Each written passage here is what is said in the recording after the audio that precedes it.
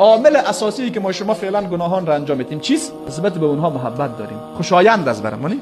به خاطر اینمی محبتی که نسبت به یک عمل داریم ولو گناه هم را انجام میدیم.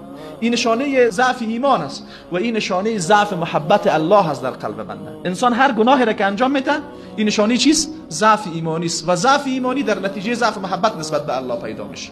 وقتی که محبت الله در قلب ضعیف شد، چیزهایی که در تضاد با است قدرت میگیره. صفات مؤمنین چیست؟ از کفر و فسق و عصیان بعدشون میاد. اما حالتهای ما شما چی رقم هست؟ اگه کفر بعد ما بیاد، حداقل این فسق و عصیان خوش ما میاد. اینی ضعف ایمانی ما هست و چون خوش ما میاد بازی را انجام میده.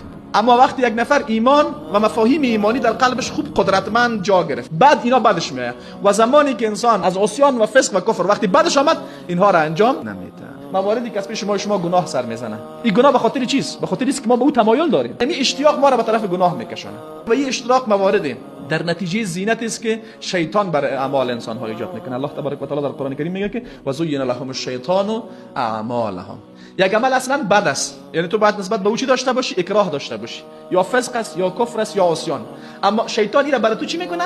زینت میده، در حالی که در قلب ما باید چه زینت داشته باشه؟ در قلب ما باید ایمان و مفاهیم ایمانی محبوب باشه و زینت داشته باشه و خلاف از این اکراه داشته باشیم. اما شیطان چی میکنه؟ یک عمل خاصی را برای ما زینت میده. زمانی که این شیطان این عمل زینت داد، ما به طرف از او چی میکنیم؟ تمایل پیدا میکنیم.